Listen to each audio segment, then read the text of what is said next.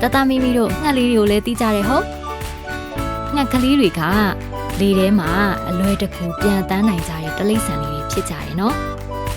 သူတို့ပြန်တန်းမှုအတွက်သူတို့မှာရှိတဲ့အတောင်ပံလေးတွေကိုအသုံးပြုပြီးတော့ကောင်းကင်ပေါ်မှာဖြန့်ကျက်ပြန်တန်းကြတယ်တဲ့ငှက်လေးတွေမှာခြေထောက်လေးတွေလည်းရှိတယ်နောက်ပြီးအစားစားဖို့အတွက်နှုတ်သီးလေးတွေလည်းရှိတယ်ငှက်လေးတွေကတစ်စိတ်လေးတွေတစ်သီးတွေပန်းဝီရီတွေအင်းဆက်တွေငါးတွေကိုစားသုံးကြတယ်သူတို့ရဲ့ခန္ဓာကိုယ်တစ်ခုလုံးကိုငှက်မွေးလေးတွေနဲ့ဖုံးအုပ်ထားကြတယ်ငှက်လေးတွေကသူတို့နေဖို့အိမ်လေးတွေကိုသူတို့ကိုယ်တိုင်ပဲဆောက်လုပ်တတ်ကြတယ်တဲ့သူတို့နေတဲ့အိမ်လေးကိုအတိုက်လို့ခေါ်တယ်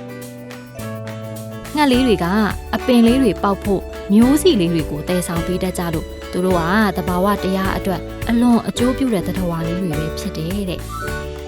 ကဲနားထောင်ပြီးပြီဆိုရင်မိကုံးလေးတွေဖြေကြမယ်ငှက်လေးတွေကဘာကိုအသုံးပြုပြီးပြန်တန်းကြလဲ1အတောင်ပံ